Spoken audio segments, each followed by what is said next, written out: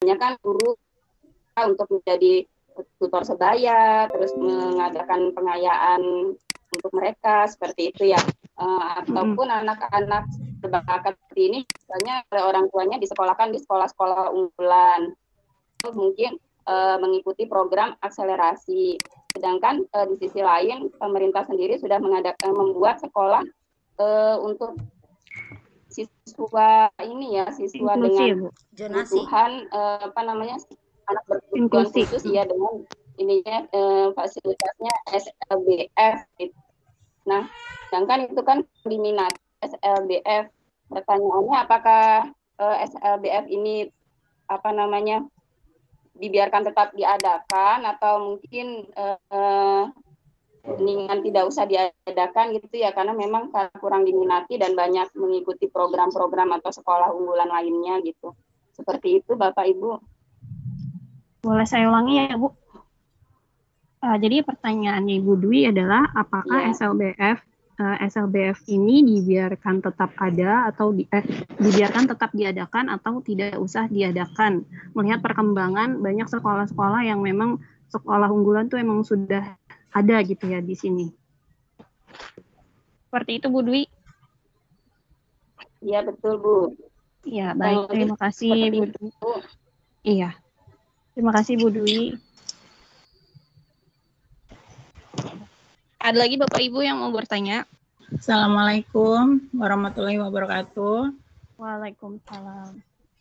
Pasti Ibu Hartati ya? Iya, sayang. Silakan Bu. Iya Neng, Ibu mau tanya, bagaimana cara mengetahui minat dan bakat anak?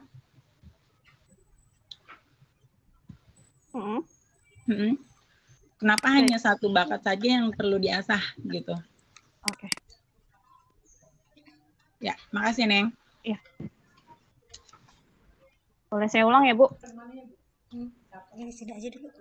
Pertanyaan Ibu Hartati adalah bagaimana cara mengetahui minat dan bakat anak dan mengapa hanya satu bakat saja yang diasah. Seperti itu. Ya. Baik. Terima kasih Bu Hartati atas pertanyaannya. Ada lagi yang mau bertanya? Satu lagi sesi pertama ya Bapak Ibu. Selamat siang Ibu, mau bertanya Bu Arini. Iya, silakan Ibu Irma. Ya Ibu, mau bertanya tentang anak berbakat. Itu seandainya anak tersebut disekolahkan di sekolah biasa. Nah, apakah anak tersebut itu kemungkinan itu akan menjadi masalah untuk kelas kita atau bagaimana gitu Bu? Kan dia kan di atas rata-rata anak lainnya. Nah, apakah itu akan menimbulkan masalah atau mungkin akan membantu kita gitu. Terima kasih Bu Arini. Iya, sama-sama Ibu. Boleh saya ulang ya Bu? Pertanyaan dari Ibu Irma adalah seandainya anak tersebut disekolahkan di sekolah biasa, apakah akan menjadi masalah untuk kelas kita atau malah sebaliknya malah membantu? Seperti itu ya Bu Irma ya. Ya, baik. Terima kasih Bapak Ibu atas pertanyaannya. Ada yang sekarang giliran kelompok 3, ada yang mau menjawab pertanyaan dari Ibu Dwi, Ibu Hartati atau Ibu Irma? Dipersilahkan. Saya ulang pertanyaannya ya dari Ibu Dwi. Yang pertama, anak-anak, apakah SLBF ini dibiarkan tetap diadakan atau tidak usah diadakan melihat perkembangan, melihat banyak sekolah yang memang sudah diadakan gitu, maksudnya dari pemerintahan itu sendiri yang memang sekolah-sekolah unggulan gitu. Ibu Nur atau Bu Rizka atau Pak Thomas, ada yang mau menjawab?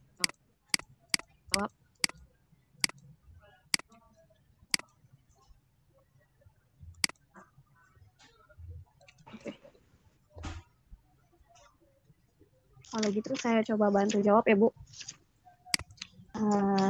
Tapi mohon maaf apabila ada kekurangan boleh ditambahkan. Jadi kalau menurut saya, apakah SLBF ini dibiarkan tetap diadakan atau tidak? Kalau menurut pandangan saya lebih baik tetap diadakan, karena kan rata-rata sekolah unggulan itu sekolah yang memang untuk orang-orang yang mampu gitu. Sementara SLBF ini dibiarkan tetap ada menurut saya untuk orang-orang yang justru mereka merasa anaknya ini punya bakat yang lebih gitu. Tapi mereka nggak mampu buat menyekolahkan mereka di tempat yang tempat khusus yang emang mahal. Makanya menurut saya tetap dibiarkan SLBF itu ada seperti itu. Ada yang mau menambahkan dari Bapak Ibu?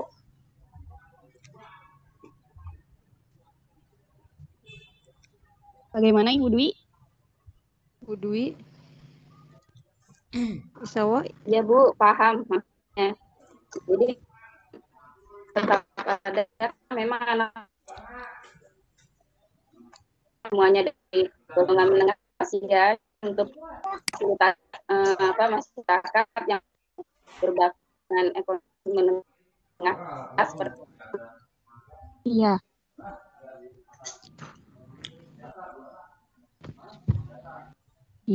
Iya betul Ibu. Ada lagi mau menambahkan Ibu Nur? Ya. Bu Irma mau menambahkan ya sepertinya. Bu Irma mungkin mau menambahkan atau ada yang mau sharing mungkin? Ya menurut saya sih kalau sudah ada, sudah baik ya dipertahankan, ditingkatkan lagi gitu. Itu kan sudah ada fasilitas dari pemerintah. Nah, harusnya kan tetap dijalankan. Nah, apalagi kan Indonesia sudah menuju ke perubahan gitu, kemajuan gitu. Jadi ya harus ada gitu menurut saya gitu. Terima kasih. Terima kasih Bu Irma. Terima kasih Bu Irma atas tambahannya. Bu Bagaimana Arini, Ibu Nur? Boleh menambahkan? Oh iya, boleh silakan. Izin Bu Dwi, sebenarnya setuju dengan Bu Arini dan Bu Irma. Jadi masih diadakan karena kadang SLB itu juga ada olimpiade gitu Bu, yang sekolah khusus ya Bu ya. Betul. Itu jadi ada yang saya pernah baca, ada berkebutuhan khusus itu sampai masuk olimpiade, Masya Allah banget ya Bu ya, gitu. Jadi sebaiknya lagi dipertahankan lagi gitu. Mungkin kenapa yang memilih tidak ikut ke situ karena nggak berbakat biasanya, karena alamat rumahnya dengan sekolah SLBF ini jauh Bu, biasanya gitu. Jadi kan kadang anak seperti itu kan ngeri ya, biasanya kadang ada yang sering hilang gitu ya Bu ya. Itu salah satu cerita dari wali murid sih dulu gitu, maksudnya di sekolah ini bagus, cuman jauh gitu. Maksudnya kalau di sini kan dekat walaupun sekolahnya SLB-nya biasa gitu, sekolah khusus itu namanya sekolah khusus biasa, nggak ada yang itu yang dibutuhkan itu. Tapi bahkan di tasnya pun ada nama-namanya gitu, nomor handphonenya orang tuanya gitu katanya. Padahal anaknya itu sebenarnya ada berbakat, dia lebih ke matematikanya pintar, cuman diarahkan untuk masuk ke situ ya kepala sekolahnya. Terus beliau bilang karena lebih dekat rumahnya di SLB-nya sekolah khususnya di sini Bu gitu. Biasanya karena itu kondisi anaknya kan anak berkebutuhan khusus biasanya susah diatur, maksudnya kadang ikut orang gitu ya Bu ya. Itu yang waktu itu saya dengar itu kayak gitu Bu. Maaf ya Bu Dwi ya. Baik, terima kasih Bu Nur atas tambahannya. Kasih kembali Bu Ari. Ya, bagaimana Ibu Dwi? Apakah sudah cukup? Konsultasi dong. Cukup sih semua jawaban. Alhamdulillah. Terima kasih. Baik, kalau gitu kita masuk ke pertanyaan kedua, pertanyaan dari Ibu Hartati. Pertanyaannya adalah bagaimana cara mengetahui minat dan bakat anak, lalu mengapa hanya satu bakat saja yang diasah? Itu pertanyaan dari Ibu Hartati. Silakan ada yang mau menjawab dari kelompok 3. Ya, saya coba untuk menjawab. Silakan Pak Thomas.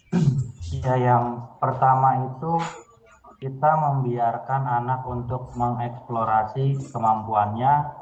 Terus yang kedua itu mengikutkan dia dalam kegiatan perlombaan yang memang dia inginkan, bukan apa yang kita harapkan. Terus yang ketiga juga kita mengamati kebiasaan dan kesukaan anak itu sendiri. Terus tadi pertanyaannya itu yang terakhir apa? Kenapa hanya satu bakat saja? Oh ya, kenapa hanya satu bakat aja? Karena ya sama kayak kita gitu. Kalau kita tidak fokus dalam satu, itu semua juga segala sesuatu yang apa yang kita kerjakan tuh tidak maksimal gitu. Makanya kenapa lebih mengarahkan itu hanya kepada satu. Itu sih dari saya. Mungkin dari Bapak Ibu yang lain silakan.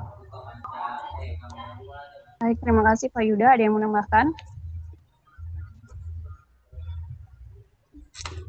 Karena kan biasanya bakat ada salah satu bakat yang menonjol, yang paling menonjol gitu ya Bapak Ibu. Jadi kenapa satu bakat saja? Karena biasanya ada salah satu yang paling menonjol gitu bakatnya dari anak tersebut. Ada lagi yang mau menambahkan? Ya, silakan Ibu Nur. Assalamualaikum. Ya. Maaf ya, sedikit. Assalamualaikum. Oh, Bu Arini, oh, silakan. Ya, udah silakan. Siapa dulu? Bu Arini mau menambahkan? Saya juga mau menambahkan, silakan, tapi kalau Bu Arini. Ya, Bu Nur. Oke. Silakan Bu Nur dulu, itu Bu Rizky ya. Iya. Bu Rizky dulu nggak apa-apa, silakan. Oh, boleh. Ya udah Bu Rizky, silakan. Bu Nur, saya jadi nggak enak. Enak aja Bu, kan pakai sambel.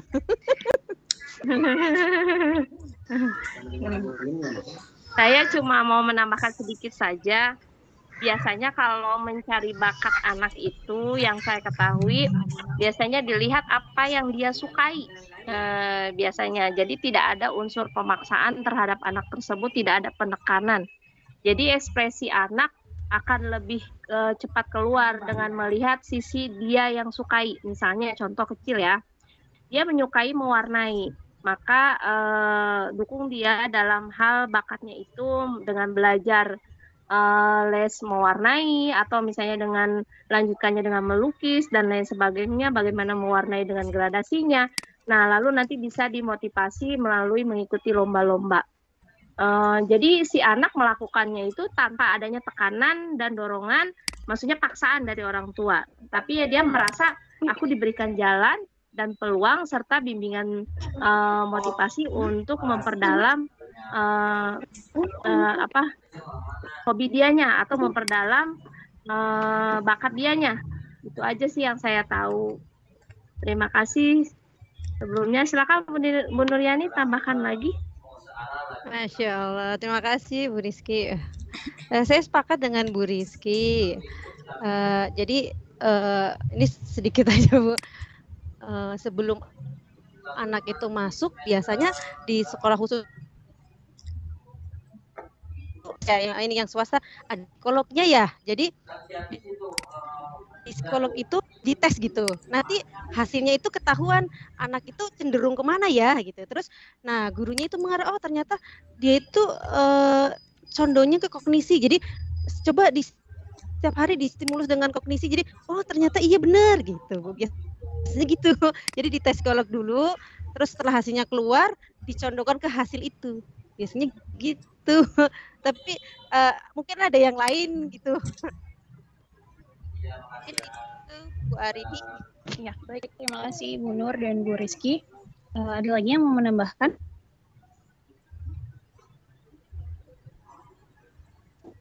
Ya, kalau sudah gimana Bu Hartati, jawaban teman-teman apakah cukup puas?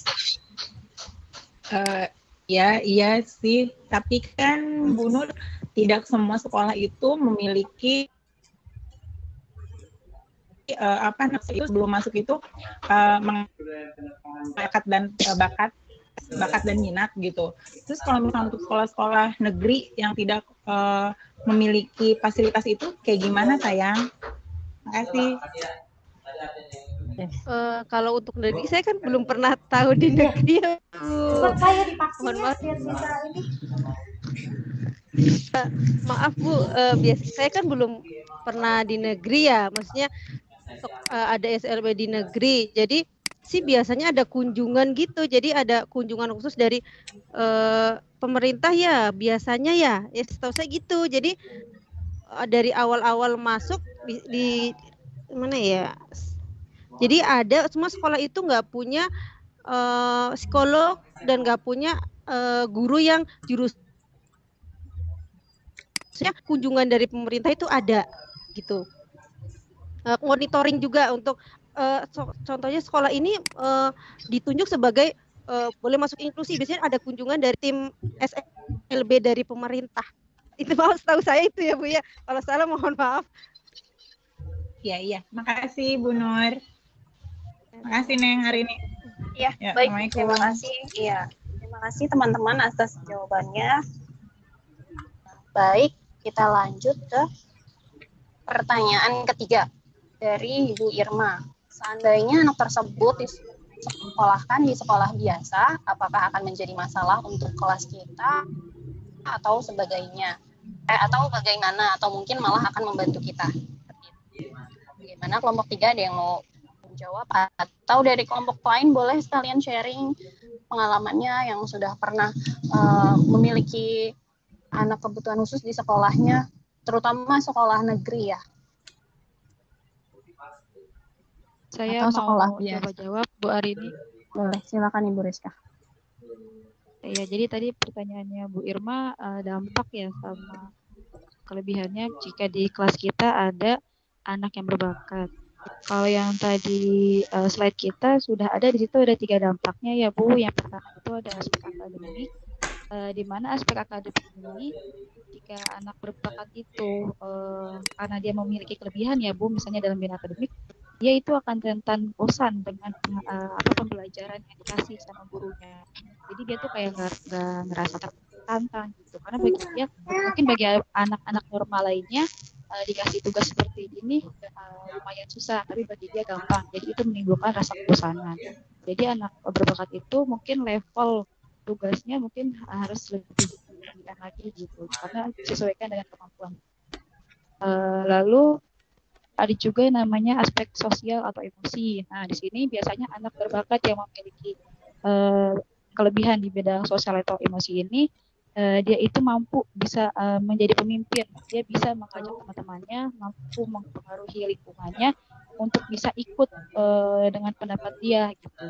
Jadi apabila guru tidak memberikan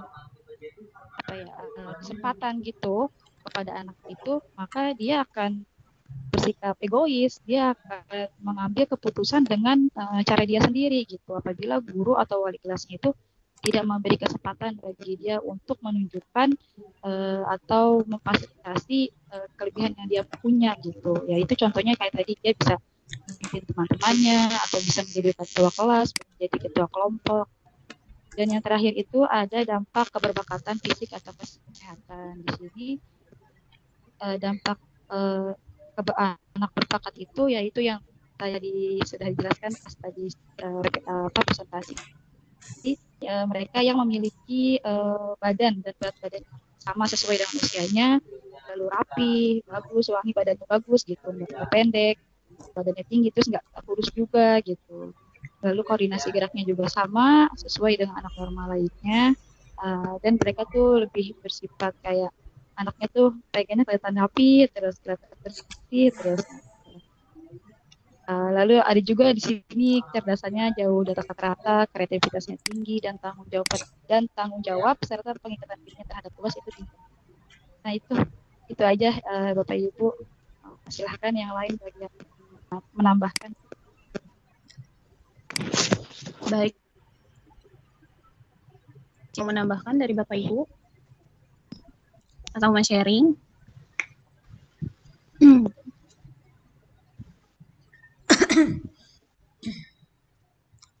Atau bagaimana Ibu Irma dengan jawaban Bu Rizka? Baik, dari ini ya berarti akan lebih sedikit bukan merepotkan ya, dan membuat kita lebih ekstra gitu ya Bu ya, karena kan di situ dia lebih bosan. Jadi kita sebagai guru harus siap ya dengan mungkin tantangannya gitu ya. Karena kalau saya lihat kayaknya, waduh lagi dikasih tugas, udah selesai, kita ada mungkin kehabisan bahan juga. Iya, terima kasih. Baik, sama-sama Ibu Irma. Nggak cuma gurunya aja yang harus siap, sekolahnya juga harus siap ya Bapak Ibu, harus menyediakan fasilitas yang memang harus dibutuhkan untuk anak-anak berkebutuhan khusus, gitu, seperti itu. Baik, 3 pertanyaan sudah dijawab. Bagaimana Ibu Uningsih, kita masuk sesi pertanyaan kedua atau langsung ke modul 4 saja? Iya, langsung ke kalau nggak ini dulu saya memberikan penguatan dulu sedikit Ibu sebelum lanjut ke modul 4. Boleh. Iya, saya memberikan penguatan dulu. Baik. Makasih. Silakan ditutup dulu mungkin untuk diskusi, pemimpin diskusi di modul 3-nya. Kalau modul 4 kan kelompok lain ya Pak, Bu? Iya, betul. Silakan ditutup dulu. Terima kasih. Ini. Ya. Terima kasih teman-teman. Kesimpulannya adalah setiap anak memiliki perkembangan yang berbeda-beda. Namun dari segala perbedaan itu, kita sebagai orang tua maupun peserta didik diharapkan mampu menangani permasalahan yang dihadapi anak agar anak yang tumbuh berkembang sesuai dengan kemampuan yang dimilikinya. Bukan mengucilkan, melainkan bergandengan tangan saling membantu satu sama lain. Cukup sekian dari kelompok 3. Kurang lebihnya mohon maaf. Assalamualaikum warahmatullahi wabarakatuh. Saya persilakan Ibu Uningsih. Waalaikumsalam warahmatullahi wabarakatuh. Semuanya tepuk tangan untuk kelompok 3. Super keren. Berikan 2 jempolnya. Semua perlihatkan jempolnya dengan ikhlas dan utuh. Dengan ikhlas dan utuh jempolnya depan kamera. Kalau sambil berbicara kelompok 3 keren ya. 1, 2, 3. Kelompok 3 keren. 3 keren. Terima kasih teman-teman Ibu Ningsih. Ya. Oke, Bapak Ibu sudah terlihat PPT saya? Sudah, Ibu. Sudah, baik. Bu.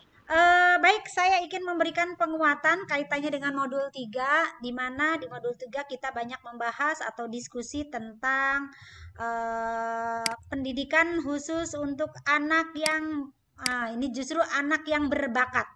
Jadi selama ini kalau anak ABK itu mindset kita seperti anak yang kekurangan ya, baik itu kekurangan fisik secara fisikis. Justru di bahasan pertama akan kita dalami tentang anak yang memiliki kelebihan. Oke, tadi sudah banyak diobrolkan, banyak dibicarakan bahwa anak berbakat itu ternyata dari definisi dan dampaknya pasti harus memiliki kemampuan di atas IQ-nya, di atas mempunyai IQ yang 140. Jadi kalau misalnya anak itu oleh ibu diberikan soal selalu bisa atau selalu dapat, selalu 100 nilainya, itu bukan anak berbakat. Jadi yang menunjukkan anak berindikasi anak berbakat itu mempunyai IQ di atas 140. Jadi untuk akurasi, tadi kan ada beberapa pertanyaan. Bu, bagaimana anak yang berbakat ini cara mencarinya atau cara apakah ini anak berbakat atau tidak? Ingin akurat, maka dilakukanlah tes IQ di awal tahun ajaran baru. Misalnya kelas 1 maupun sampai ke kelas 6. Di tahun ajaran baru itu mengajak psikolog untuk mengadakan tes bakat. Tes bakat kalau dia IQ-nya masih biasa-biasa saja, artinya di bawah 140, itu bukan anak berbakat. Nah, bisa jadi anak yang berbakat intelijensinya 100, tetapi ternyata dia selalu bisa menjawab atau dia selalu lebih awal atau lebih bagus dari teman-temannya. Nah, itu bukan termasuk anak yang berbakat secara kecerdasan ya, tingkat kecerdasan.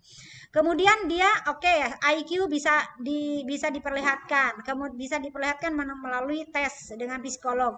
Nah, untuk talenta itu menunjukkan satu bidang kemahiran khusus. Misalnya anak kelas 1 tetapi kok kemahiran menggambarnya seperti pelukis ya, seperti yang sudah bagus sekali di atas usia SD misalnya. Harusnya itu lukisan anak SMA atau anak SMP.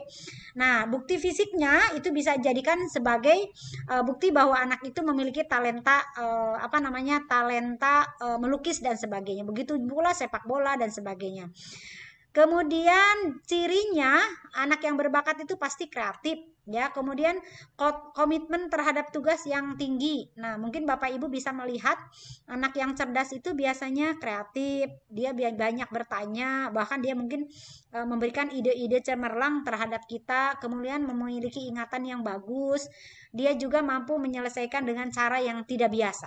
Misalnya matematika biasanya dengan mengalihkan dengan cara biasa, dia dengan cepat bisa menyebutkan nilai kelas 1 bisa menyelesaikan perkalian ribuan, artinya dan seterusnya. Ini artinya anak yang berbakat.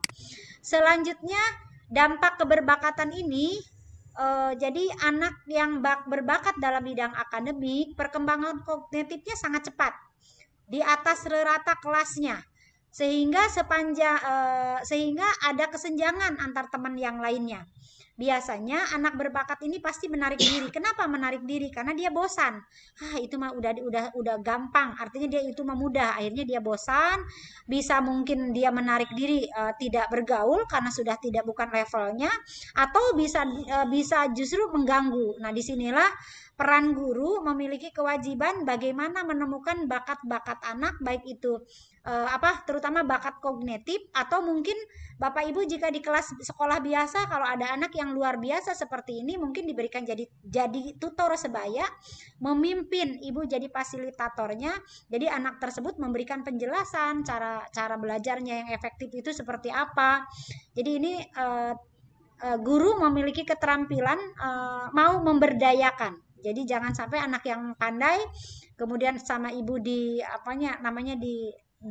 tidak diberi kesempatan, ini justru akan mempengaruhi perkembangan selanjutnya.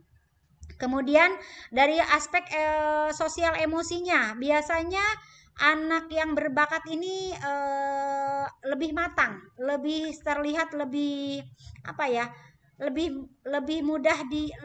lebih mudah dikendalikan lah, artinya dia matang secara sosial gitu ya. Kemudian dibandingkan dengan anak yang normal yang lainnya, sehingga kesulitan menyesuaikan diri dengan lingkungannya. Jadi dia merasa nggak nyaman di lingkungannya yang biasa-biasa saja. Maka disinilah guru betul sekali sosial emosionalnya, supaya dia merasa memiliki wadah. Oh, saya memiliki bakat nih, dihargai oleh gurunya. Maka di kelasnya diberikan kesempatan untuk menjadi tutor sebaya, atau mungkin ada tempat-tempat yang tadi ditanyakan sama nih, apakah SLBF harus dihapus, apakah sekolah-sekolah khusus untuk anak-anak berbakat harus dihapus. Tadi juga sudah dikemukakan bahwa tidak usah dihapus, justru itu harus ditumbuh kembangkan. Sebetulnya sekarang banyak ya Bu ya, ada sekolah khusus sepak bola, ada sekolah khusus seni melukis, ada sekolah khusus seni musik dan sebagainya. Ini perlunya kita selaku guru memfasilitasi, mengajak komunikasi dengan orang tua agar bakat-bakat istimewa yang ada di anak bisa dikembangkan. Kemudian untuk dampak fisiknya atau kesehatannya, biasanya anak berbakat itu tidak berbeda dengan anak normal lainnya. Tetapi yang sering menonjol itu anak berbakat itu lebih ke bersih biasanya ya, anaknya bersih, klimis lah gitu. Bisa terlihat lah mukanya anak yang berbakat itu lebih menarik ya, berpenampilan rapi dan menarik. Selanjutnya dampak yang keempat, dampak fisik dan fisik kesehatannya juga sebenarnya tidak jauh berbeda. Dengan anak normal yang lain hanya terlihat lebih rapih dan menarik gitu ya, karena dia lebih percaya dirinya lebih baik. Selanjutnya kebutuhan anak berbakat nih, tadi ada kaitannya dengan pertanyaan seandainya ada anak yang berbakat di sekolah biasa, bagaimanakah pengaruhnya gitu kepada anak yang lain. Nah ini disinilah pentingnya guru memahami latar belakang keberagaman anak. Untuk anak yang berbakat tadi harus difasilitasi ya Bapak Ibu, misalnya diikut sertakan dalam kegiatan-kegiatan lomba. Kebetulan kan di sekolah negeri di Indonesia ini kan ada FL2SN, ada KOSN, ada apalagi nih pesta PAI dan sebagainya ya. Jadi anak-anak itu sudah diwadahi untuk mengikuti berbagai lomba, diseleksi dulu di tingkat sekolah, kemudian terus diseleksi sampai tingkat nasional. Itu salah satu wadah yang bisa dijadikan tempat anak-anak mengeksplor ya, mengasah bakat minatnya. Jadi yang pertama dari kebutuhan anak berbakat sendiri harus diberi peluang. Nah, tadi dengan berbagai lomba ya Bapak Ibu, ada tadi ya KOSN dan sebagainya. Kemudian membutuhkan peluang untuk berinteraksi dengan yang lain agar tidak menjadi seorang yang superioritas intelektual. Nah, diberikan peluang agar dia berinteraksi dengan anak-anak pandai lainnya. Kalau sudah berinteraksi misalnya gini, anak berbakat di sekolah kita, pinter, mewakili sekolah kita, lomba KSN. Nah, di tingkat kecamatan, berarti kan anak-anak pinter semua tuh yang ikut KSN di kecamatan. Nah, di situ mereka akan berinteraksi, dilombakan lagi di kecamatan. Ternyata di atas yang pandai ada lagi yang lebih pandai yang jadi juaranya. Nah, kemudian anak yang tingkat kecamatan bisa atau jadi juara dilombakan lagi di tingkat kota. Dengan sendirinya anak yang berbakat itu tidak akan merasa lagi super prioritas. Jadi tidak akan merasa, oh iya, ternyata di atas yang pandai masih ada lagi yang pandai yang lain. Jadi disitulah diberikan kesempatan anak untuk mengembangkan diri agar tahu bahwa di atas kecerdasan dia ternyata ada yang lebih cerdas lagi. Kalau bisa mungkin sampai ke tingkat olimpiade nasional. Kemudian kebutuhan anak berbakat juga membutuhkan peluang. Tadi ya, diikut sertakan dari berbagai lomba, diikut sertakan dalam asah bakat. Mungkin kan bisa ada juga asah bakat di tempat-tempat lain. Disinilah orang tua dan guru harus memberikan kesempatan. Selanjutnya dari masyarakat nih, masyarakat itu termasuk lembaga-lembaga kursus mungkin atau di tempat-tempat lain orang tua murid. Nah, ini membutuhkan kepedulian dari masyarakat terhadap pengembangan potensi anak berbakat. Jadi disinilah betul-betul misalnya ada tadi ya, kalau di sekitar di Tangerang itu ada sekolah sepak bola. Ini salah satu kepedulian masyarakat mewadahi anak-anak yang memang berbakat dalam bidang sepak bola. Bahkan mungkin jadi pemain nasional, bahkan bisa jadi pembangkit dunia kalau bakatnya bisa dikembangkan dan dibantu oleh masyarakat.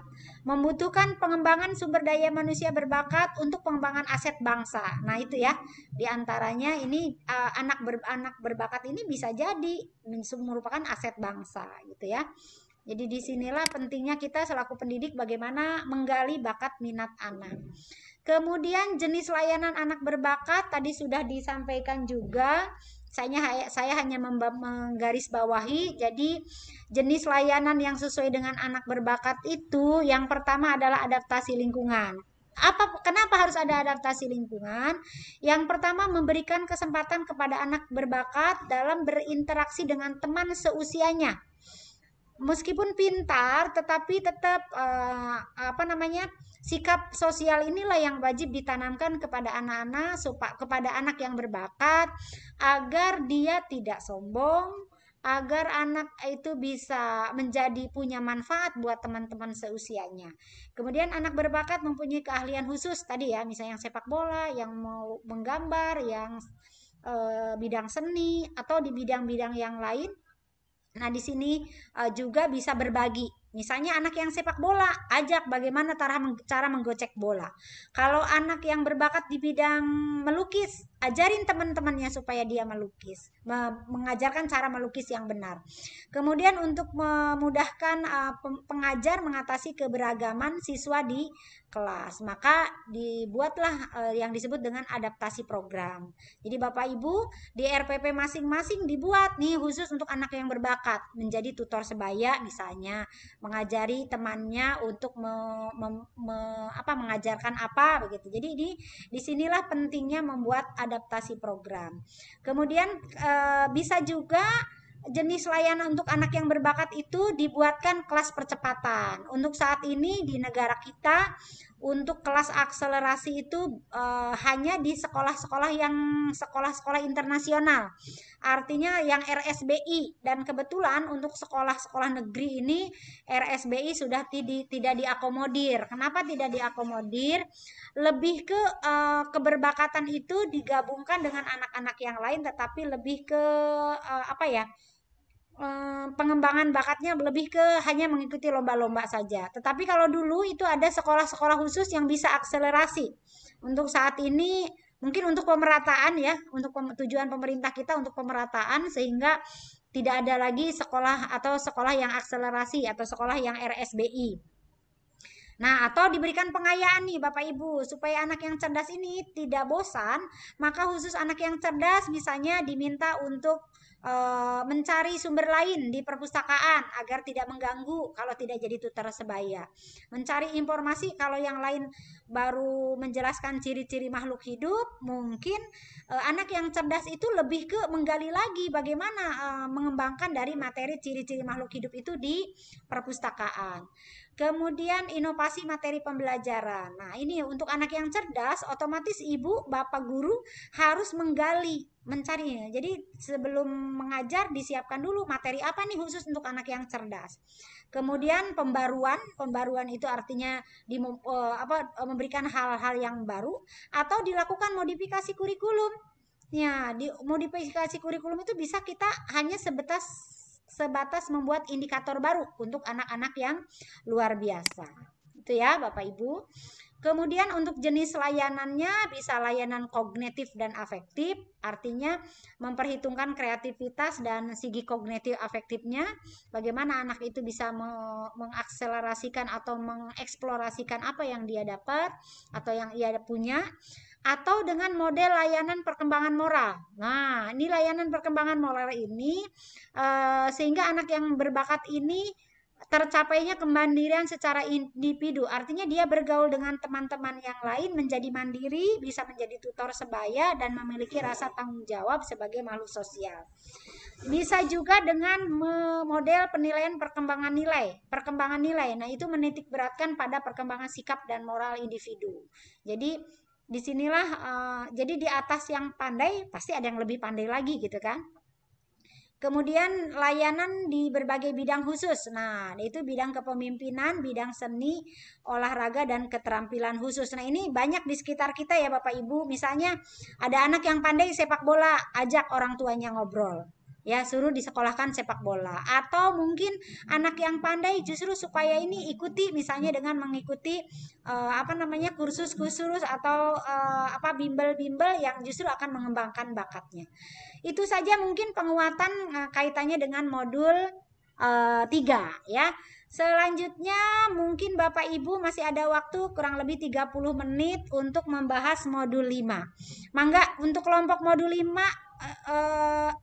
modul ya betul ya modul 4 modul 4 modul Ibu. 4 ya maaf modul 4. Mangga sudah siap, saya stop share dulu ya, silakan untuk modul 4 nanti saya baru di sesi akhir memberikan penguatannya. Kelompoknya sudah siapkah modul 4?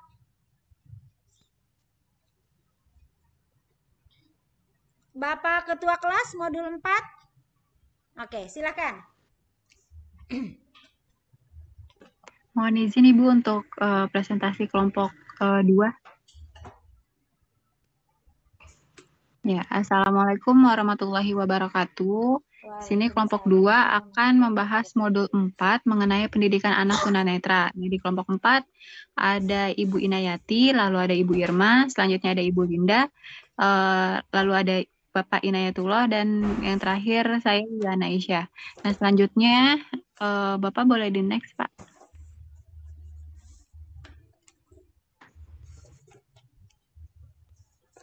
Ya.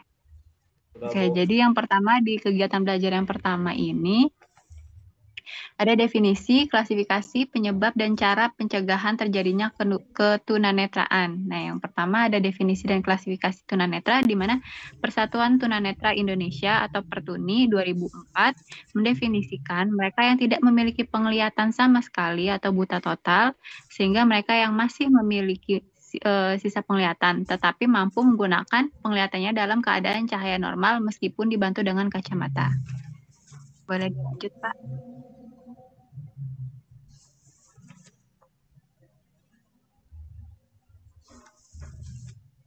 Sudah belum, Pak? Sudah. Selanjutnya ada klasifikasi tunanetra. Nah, di mana ada normal, ada low vision, sama blind. Yang pertama normal, di mana seseorang dikatakan tunanetra apabila ketajaman penglihatannya kurang dari 6/18.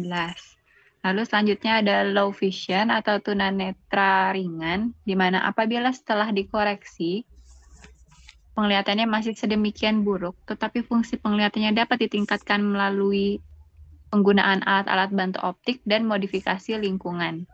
Nah, yang ketiga ada blind atau tunanetra berat, di mana apabila dia sama sekali tidak memiliki penglihatan atau hanya memiliki persepsi cahaya. Nah, sehingga untuk keperluan belajarnya dia menggunakan indera-indera non-penglihatan. Selanjutnya akan dipresentasikan oleh Ibu Ina. Ibu Ina dipersilakan. Ya, selanjutnya yaitu penyebab terjadinya ketunanetraan. Penyebab terjadinya ketunanetraan ini banyak. Yang pertama itu albinisme. Yang mana albinisme ini yaitu kondisi yang herediternya di mana terdapat kekurangan pigmen pada sebagian atau seluruh tubuh.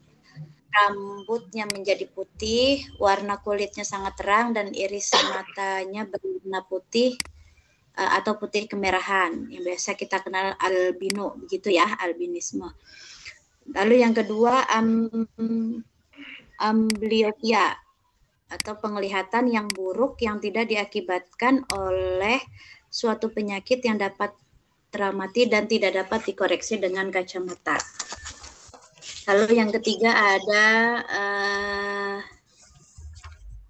buta warna. Buta warna ini, kondisi ini lebih menonjol kejadiannya pada laki-laki, yaitu sekitar 8% dibandingkan dengan wanita yang sekitar 5%. Next, Pak. Yang keempat yaitu cedera atau trauma dan radiasi. Yang kelima ada defisiensi vitamin A atau serothalamia, yaitu salah satu penyebab utama ketunanetraan pada anak-anak di Indonesia. Yang keenam yaitu glaukoma, yang mana adanya cairan bening di dalam bagian depan mata yang tidak mengalir keluar sebagaimana mestinya, sehingga tekanan yang berlebihan itu terjadi di dalam bola mata. Terus yang ketujuh katarak, kekeruhan atau keburaman pada lensa mata sehingga menghambat masuknya cahaya ke dalam mata. Yang kedelapan itu kelainan mata bawaan.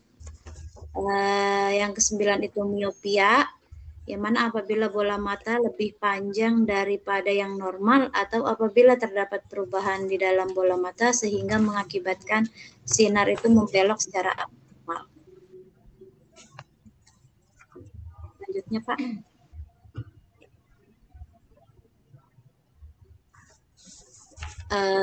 Oke, yang ke-10 ada nystagmus, yaitu gerakan otot mata yang menghentak-hentakan secara tak sadar dan terus-menerus.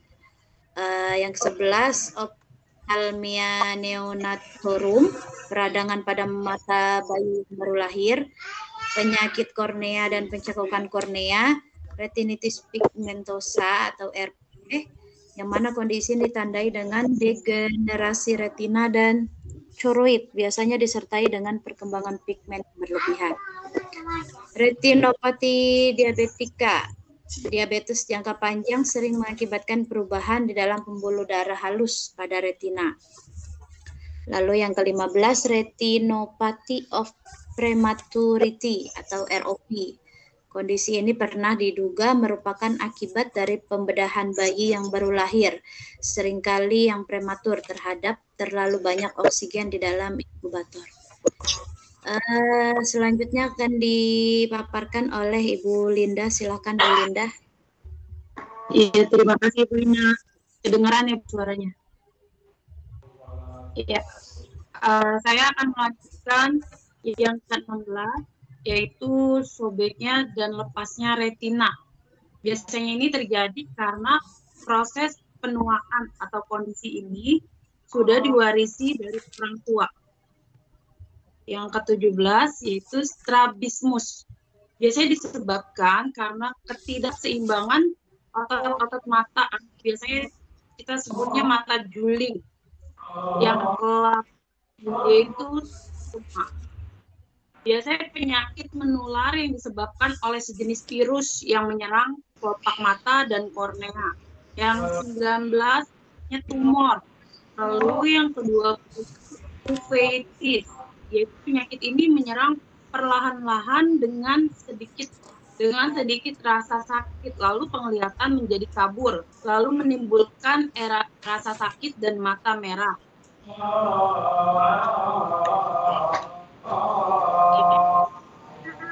Pencegahan terjadinya ketunanetraan. Ketunanetraan ini dapat kita cegah apabila ada pencegahan primer. Pencegahan primer ini pencegahan berjangkitnya penyakit. Nah, yang kedua ada pencegahan sekunder. Pencegahan timbulnya komplikasi yang mengancam penglihatan serta kehilangan penglihatan bila penyakit telah terjangkit. Yang ketiga ini disebut dengan pencegahan tersier. Minimalisasi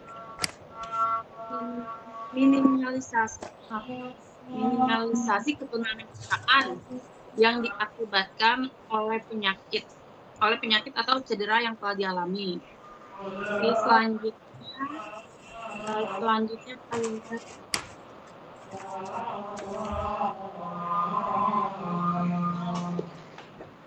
ada dampak ketunanetraan terhadap kehidupan seseorang individu. Yang ada proses penginderaan, yaitu organ-organ penginderaan berfungsi memperoleh informasi dari lingkungan dan mengirimkannya ke otak untuk diproses, disimpan, dan diikuti. Semua informasi yang dipersepsi melalui organ-organ penginderaan melewati 3 prosesor dalam bentuk linguistik, non-linguistik, afektif.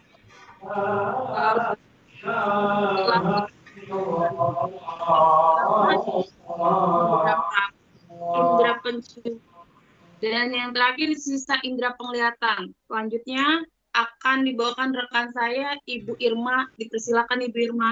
Terima kasih.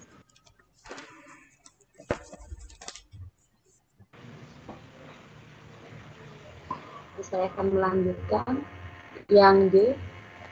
Bagaimana cara membantu seorang tunanetra? Yang pertama, cara membantu orang tunanetra adalah cara mengorientasikan.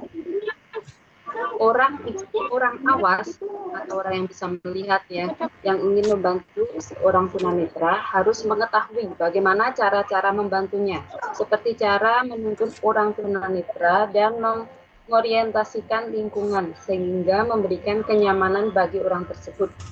Nah, jangan sampai nanti orang yang akan kita bantu itu merasa tidak nyaman atau malah merasa terganggu dengan bantuan kita. Selanjutnya, kita akan masuk ke kegiatan belajar yang ketiga, yaitu pendidikan bagi siswa tunanetra di sekolah umum dengan setting pendidikan inklusif. Agak dipercepat, Ibu.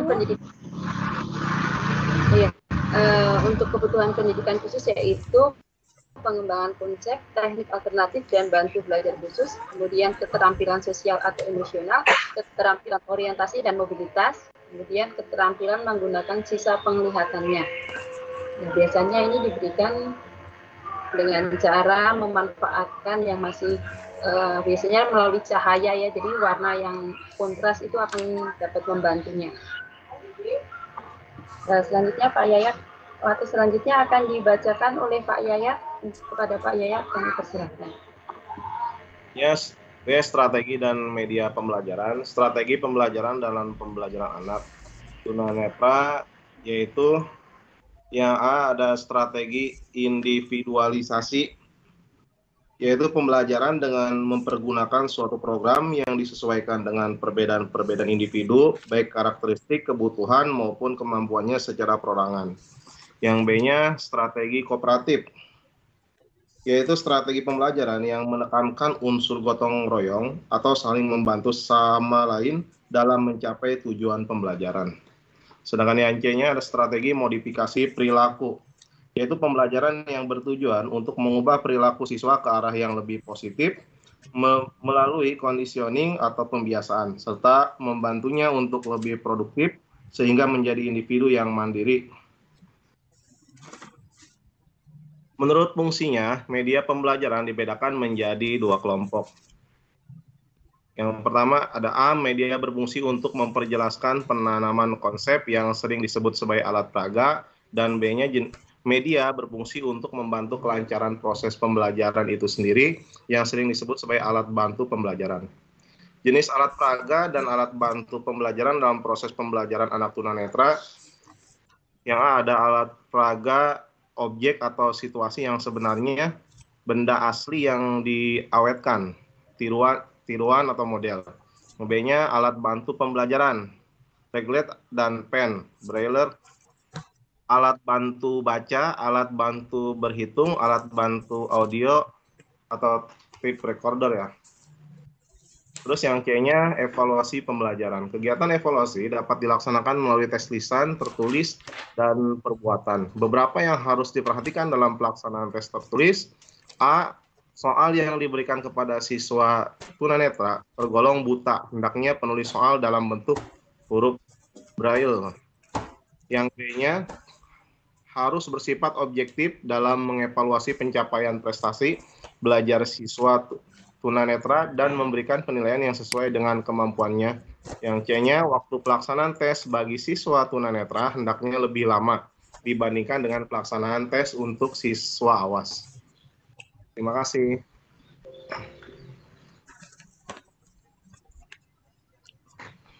Baik, terima kasih teman-teman kelompok 2 atas pemaparannya. Selanjutnya kita masuk ke sesi tanya jawab. Dari kelompok lain boleh ada yang ingin ditanyakan atau menambahkan cerita, boleh, silakan. Tentang tunanetra ya Bapak Ibu. 4.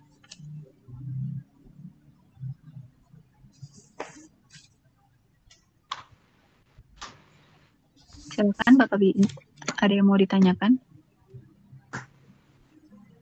Atau cerita di sekolahnya atau punya pengalaman memiliki anak murid gitu ya, yang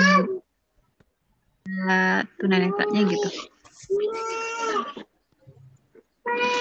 Kalau share pengalaman punya murid tunanetra, ada sih saya, Bu. Oh ya, silakan. Dengan Ibu siapa, Bu? Dengan Ibu Dwi dari kelompok 1. Oh ya, Ibu Dwi. Ya baik, Ibu Dwi, silakan mau share cerita pengalamannya. Iya, jadi anak ini kelas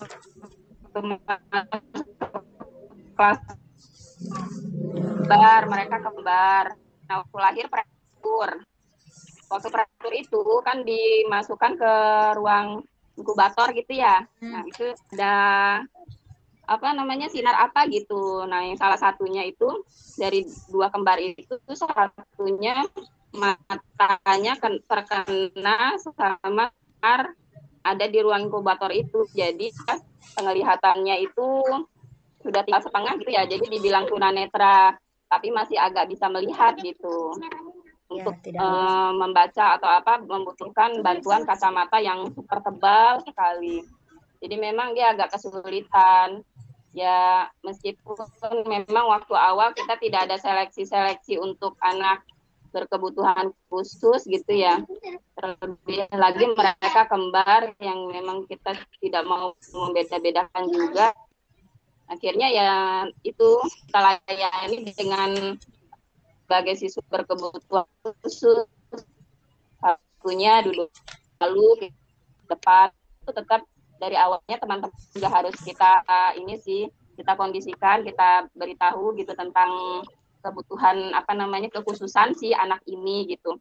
Ini dia ditaruh di depan terus ya, dekat dengan papan tulis supaya dia melihat tulisan lebih jelas begitu di papan tulis. Karena bla bla bla kita kasih tahu dan teman-teman bisa memahami. Seperti itu Bu, sampai sekarang siswa sudah kelas 3. Tapi memang di balik kekurangan ada kelebihan yang memang kita lihat itu berbeda juga gitu. Dia ada punya kelebihan memang nggak Oh iya Pak, dicas itu milik Pak. sama Itu dicas, udah aman. Kita di rumah masih ada lagi Ya. apa? Itu yang penting udah nggak jalan. Yang lain udah nggak jalan sama sekali. Tapi barangnya ada aja, yang penting mah nanti diperlihatkan. Ntar ada saya udah beli lagi tuh. Ya Allah, maaf. nggak ditutup ya. Ya lanjut Bu. Ya baik Bu Dwi, berarti memang kelainannya itu karena dampak setelah lahir ya. Nah ada alat-alat itu jadinya menyebabkan adanya kelainan tunanetra itu ya Bu ya?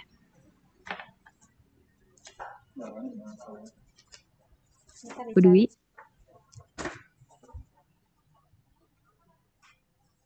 Suara saya ada nggak ya? Ya Bu, jelas Bu. Bu Ari mau bertanya. Oh jelas Bu. ya. Oh iya silakan Pak. Ya, menurut Bapak dan Ibu, apakah semua orang yang mengalami gangguan penglihatan itu disebut tunanetra? Oke. Misal rabun jauh atau apa gitu, termasuk tunanetra atau bukan?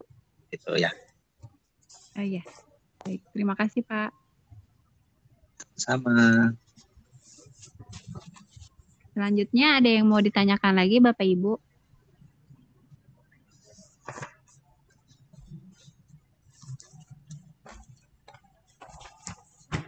Bapak Ibu, apakah suara saya terdengar? Yang tadi dulu Ibu pertanyaan dari Bapak Muhammad Inayatul ya barusan? Bukan? Yang Pak Ari. Oh ya Pak Ari, ya betul. Dari Pak Ari nih, yang tadi Pak Ari, pertanyaan dari Pak Ari itu tentang apakah rabun jauh atau mungkin rabun dekat atau ini apakah termasuk tunanetra atau bukan? Yuk lanjut. Oh ya, langsung dijawab aja kali ya Bu ya? Iya betul Bu. Bapak mohon maaf saya langsung jawab aja ya setahu saya. Nanti teman-teman yang lain juga boleh. Atau dari kelompok 3 boleh? Ada yang ingin menjawabnya? Kelompok 3, kelompok 2, mohon maaf. Ya, kalau nggak ada, ya.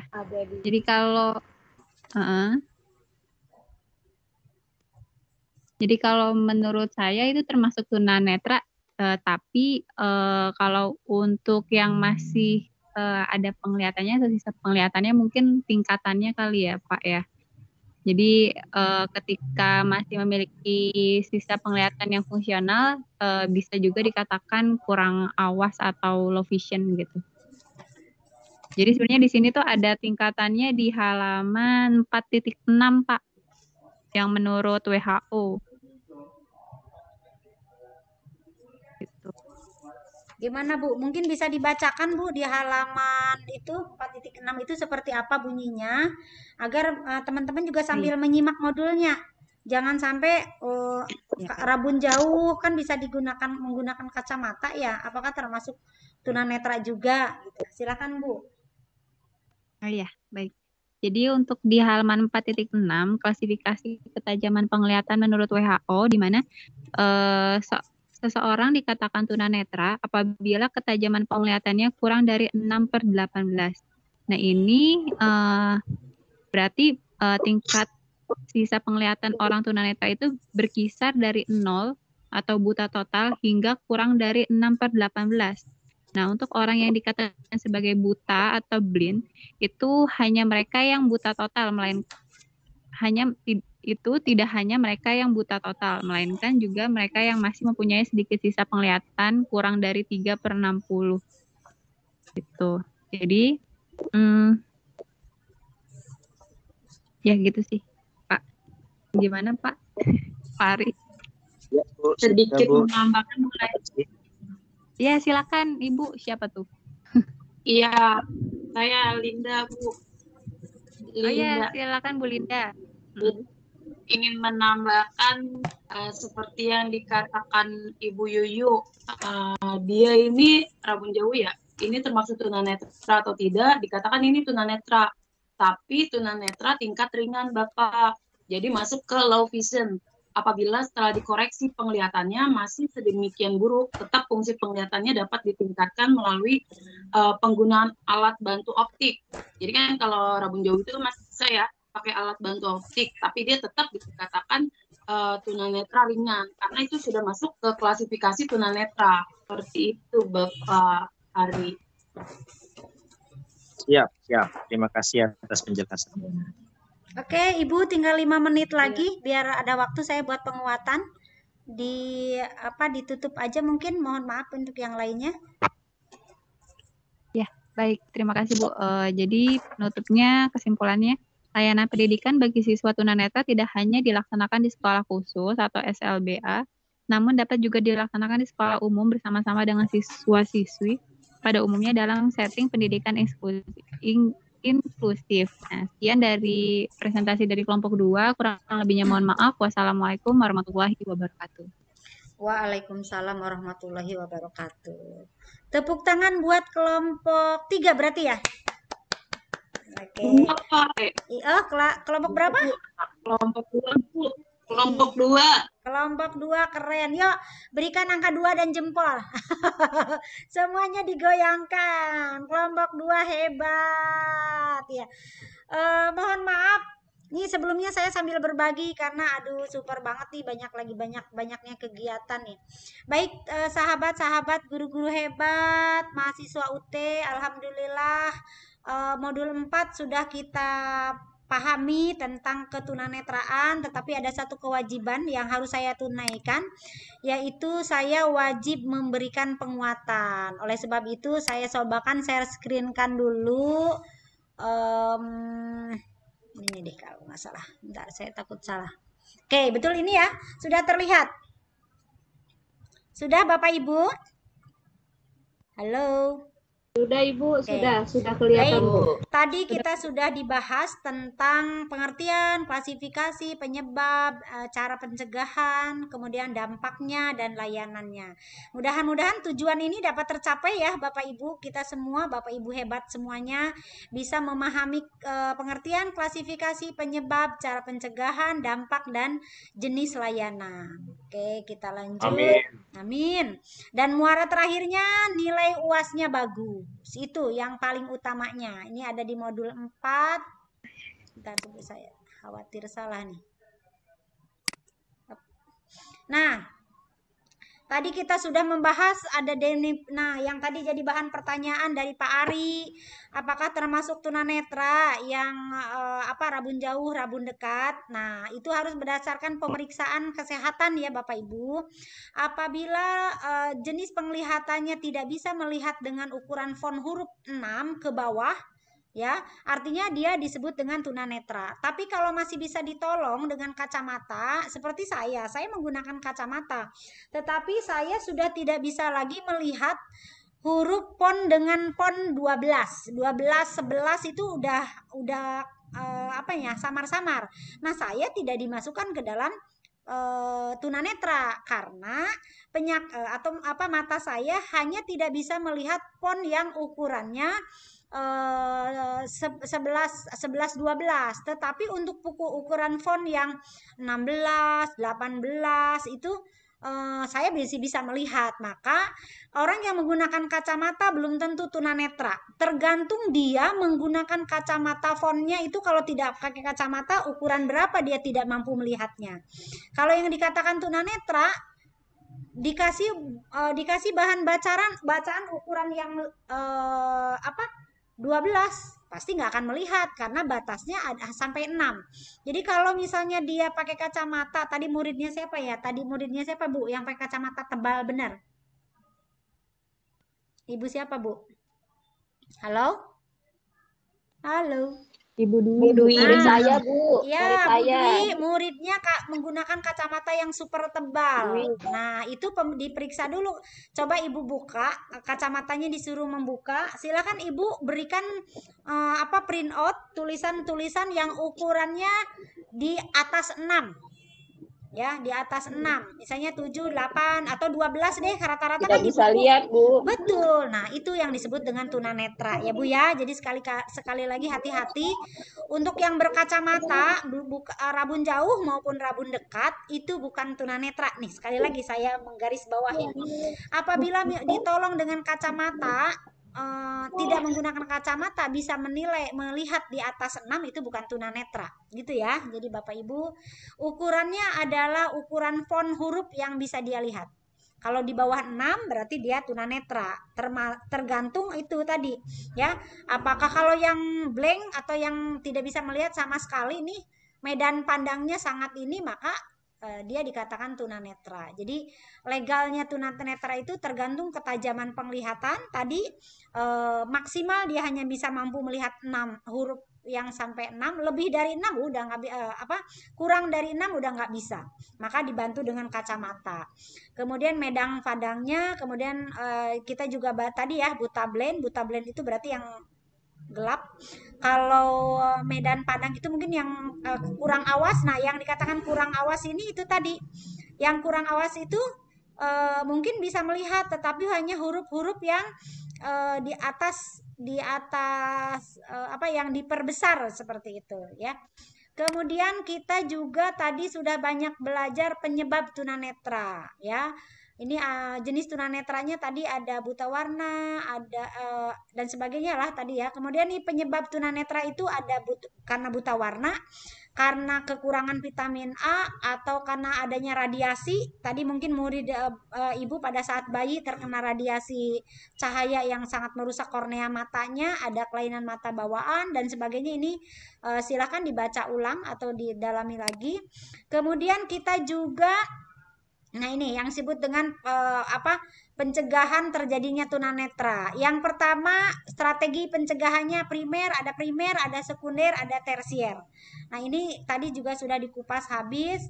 Kemudian yang strategi yang selanjutnya ada 10 strategi nih Bapak Ibu.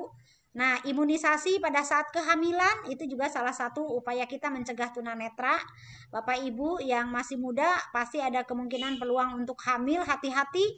Kemudian perawatan kehamilan, kemudian perawatan neoratika, perbaikan gizi, kemudian penyuluhan genetik. Nah, ini Bapak Ibu, sekali lagi karena tunanetra itu ada sebagian yang diturunkan ya apabila gennya kuat. Jadi kalau misalnya pernikahan sedarah dan sebagainya ya Bapak Ibu, kalau ada gen kemungkinan tunanetra bisa muncul gitu ya. Kemudian melakukan deteksi dini, kemudian dan perawatan kesehatan. Tadi sudah dikupas habis. Nah, untuk dampaknya nih di KB2 ada dampak, tadi dampak sudah dijelaskan, ada auditer, taktual, ada thermal, ini juga sudah. Nah, cara melatihnya apabila ada di antara kita yang ada anak tunanetra, yang pertama dengan objek pendengaran, mungkin dengan suara kita yang sedikit keras atau duduknya di depan atau dengan teknik perabaan ya. Makanya gunakan perabaan itu berarti menggunakan huruf braille gitu kan, dan seterusnya. Kemudian mencium dengan penciuman dengan sisa indera penglihatannya kalau dia yang awas ya, kurang awas. Kemudian untuk proses lanjut, kita di modul 2 juga belajar tentang visualisasi, ingatan kinestik. Jadi misalnya posisi meja ada di sebelah mana, posisi papan tulis ada di sebelah mana, kamar mandi di sebelah mana. Ini perlu dilatihkan kepada anak-anak tunanetra. Misalnya posisi pintu ada di mana dan sebagainya. Ini juga harus dilatihkan. Kemudian bagaimana cara membantu anak tunanetra nih? Pertama, membantu orang tuanya, cara menuntun ya. Kemudian kontak pertama atau kontak mata. Kalau misalnya ini jadi ucapan kita itu betul-betul oralnya terlihat jelas gitu ya. Kemudian atau dengan memegang atau dengan jalan di samping atau dipegangin lah seperti itu. Kemudian juga bagaimana cara melangkahi lubang seperti ini perlu dilatihkan nih. kepada anak-anak tunanetra jika ada di sekolah Bapak Ibu, di sekolah biasa ada tunanetra. Misalnya waktunya turun, waktunya naik tangga, ada lubang, atau mungkin cara duduk di kursi. Jangan sampai dia mau duduk di kursi tahu-tahu jatuh ke bawah, otomatis kan ini perlu bagaimana cara merabanya, seperti itu. Itu mungkin Bapak Ibu. Untuk yang di modul 3 kita juga sudah banyak belajar tentang kebutuhan khusus anak tunanetra. Ada kebutuhan sosial emosional, orientasi, mobilisasi, ini harus difasilitasi oleh pihak sekolah gitu ya Bapak Ibu. Itu mungkin penguatan kita. Di jam saya sudah lewat 3 menit, jadi mohon maaf tidak ada tanya jawab. Baik Bapak Ibu, untuk di akhir kegiatan mohon maaf ini ada tugas tutorial 3 adanya di tugas tutorial 1, tugas wajib ya Bu ya, tugas wajib tutorial 1 wajib ada di modul. Sebentar saya perlihatkan, bisa nggak ya, sebentar saya stop share dulu bentar. Itu saja mungkin Bapak Ibu, tapi intinya sudah saya sharekan di LMS. Sebentar. Nah, ini saya evaluasi dulu. Di kelas ini ada yang namanya Pak Yayan nggak Pak Ibu? Nggak ada Bu. Oke, nggak ada. Ini pelajaran dari kelas lain ya Bapak Ibu. Kemarin itu ada mahasiswa yang upload. Bentar, saya ambil dulu deh berkasnya. Upload tugasnya ada di sesi 3 sehingga tidak terdeteksi nih. Mana sih? Oh iya. Oh ini dia. Bentar ya.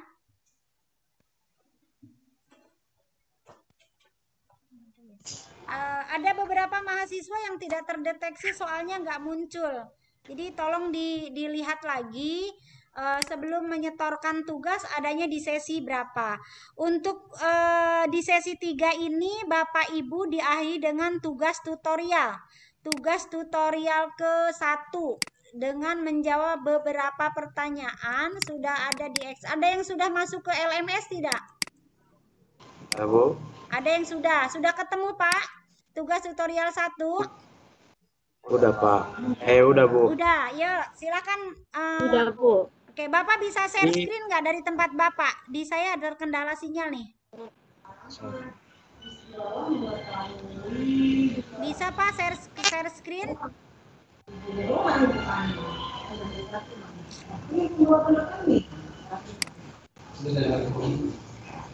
Udah muncul Bu.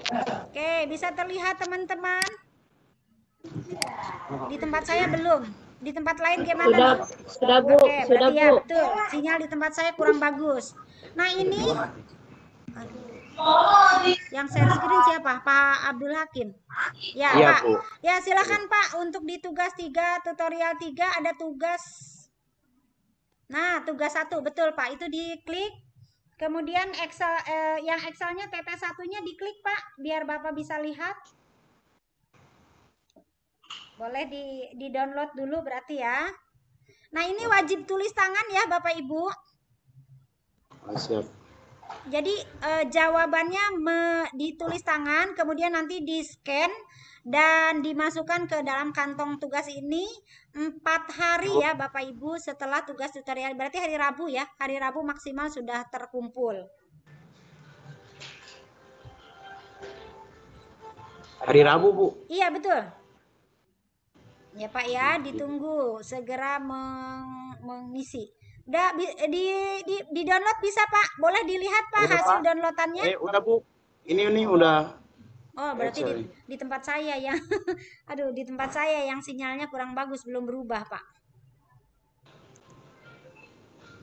Oke. Ada berapa soal Pak? Ada 6 Bu. Oke. Jadi silakan tulis tangan ya Bapak Ibu. Di tempat lain sudah terlihat soalnya Excelnya?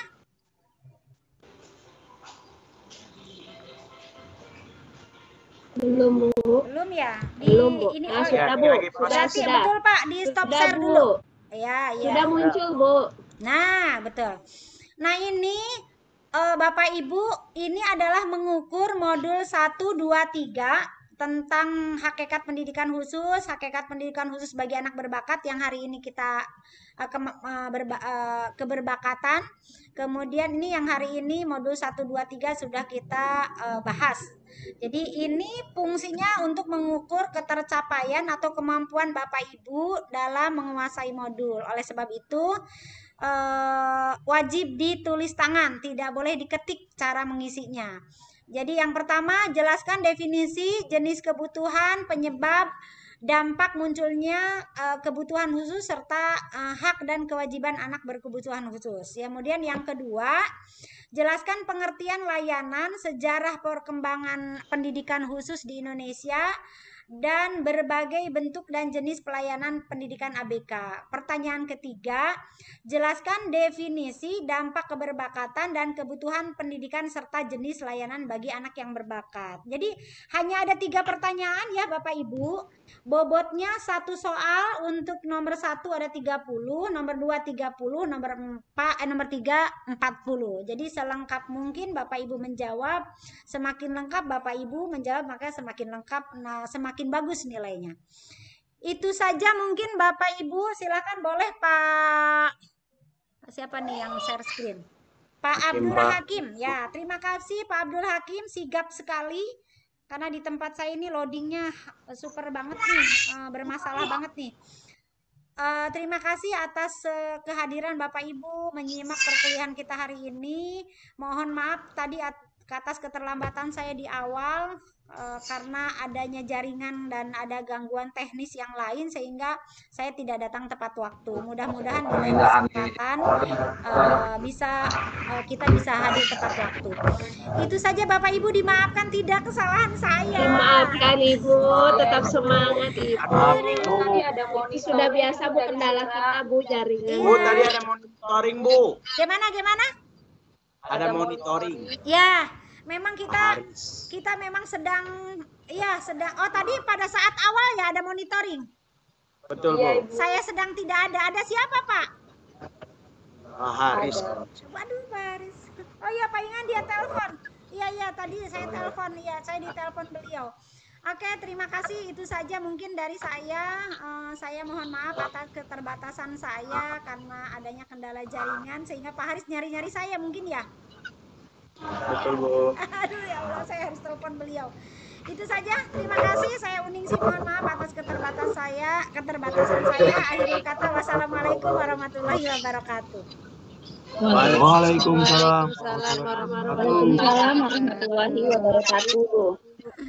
Ya Ibu. Ya mangga, saya duluan ya. Assalamualaikum. Iya Bu. Waalaikumsalam.